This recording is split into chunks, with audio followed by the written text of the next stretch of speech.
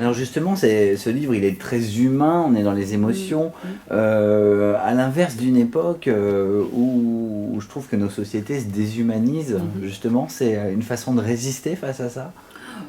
Oui, oui, je sais pas ce qu'on pourrait mettre derrière. Moi, j'ai- enfin, ce livre, voilà, cette histoire, enfin, était dans ma tête. Il fallait qu'elle sorte. Le fait d'aider quelqu'un, c'est un vieux fantasme, en tout cas, en ce qui me concerne. Le fait d'aider quelqu'un, c'est très satisfaisant. En tout cas, c'est quelque chose moi que j'ai toujours voulu faire. Et après ce livre, j'ai même essayé en fait de faire Maya. Je me suis mise à écrire des panneaux, des cartons avec des phrases un petit peu originales voilà. Et je suis allée dans le métro. Alors c'est pas facile d'aller vers des gens voilà, qui sont dans le besoin, qui sont en grande difficulté, parfois qui sont ivres. Oui, puisqu'il y a la marginalisation, Complètement. c'est très difficile de leur en sortir. Alors après, c'était pas d'en sortir parce que pour le coup, Non, ça là, serait c'est trop le ambitieux. défi, ouais. Mais juste d'essayer de faire un petit truc. Ceci dit, votre livre, je ne spoilie rien du tout, on laissera le lecteur aller jusqu'au bout, mais il se finit bien. Et j'irais parfois, ça fait du bien de lire l'histoire, mais peut-être parfois un peu trop bien par rapport à la réalité. Ceci dit, vous avez le droit de vous payer ce luxe-là, c'est de la fiction. Complètement, et puis Il était une fois dans le métro, ça reste un conte de fées moderne, un conte.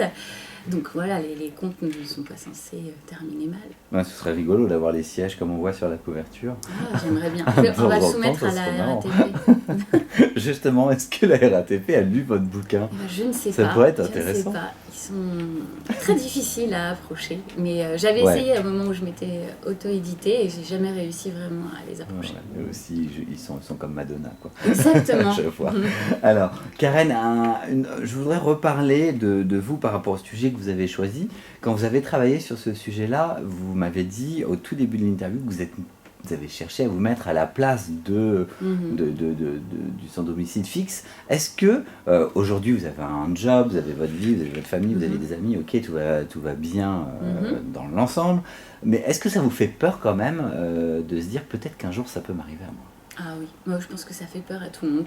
Et c'est d'ailleurs pour ça qu'on ne regarde plus les gens qui sont dans le besoin et qui font la manche, parce que je pense que c'est une image ça fait peur, c'est que ça nous renvoie à une peur, des peurs que tout le monde a. Et oui, moi ça m'a toujours fait peur. Et j'aimerais justement que si un jour, j'espère pas, mais je me retrouve à la rue, j'aimerais que les gens me tendent la main. Enfin. C'est clair. Il était une fois dans le métro. Comment vous avez travaillé votre personnage principal ? Est-ce qu'il vous ressemble beaucoup ou c'est vraiment... Oui. Ouais. Je mentirais si je disais le contraire. Moi aussi, je suis obsédée par les cheveux. Je regarde les cheveux partout dans le métro. C'est la première chose que je regarde quand je vois une personne. Et donc... il y en a, c'est ragoûtant. Hein. Ah oui, c'est vrai. Mais c'est vrai que les cheveux, en fait, disent tellement de choses sur nous, sur notre personnalité, sur le style de vie, ce qu'on aime, ce qu'on n'aime pas. Enfin, montre-moi tes cheveux, je te dirai qui tu es. C'est vraiment...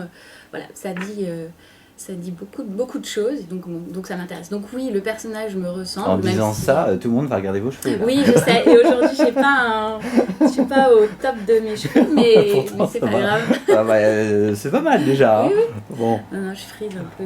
Je suis un peu rebelle. J'ai un peu le cheveu rebelle aujourd'hui. Pardon, du coup, je vous ai coupé. Donc ce personnage, me ressemble un peu, même si c'est vrai que voilà, j'ai jamais vraiment réussi, enfin, j'ai jamais sauvé quelqu'un, mais j'ai toujours rêvé de le faire. Donc je l'ai fait à travers cette histoire.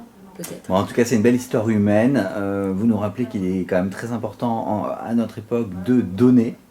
Voilà, je crois que finalement, c'est se sentir le plus vivant, c'est quand on parvient à donner et que quelqu'un réceptionne.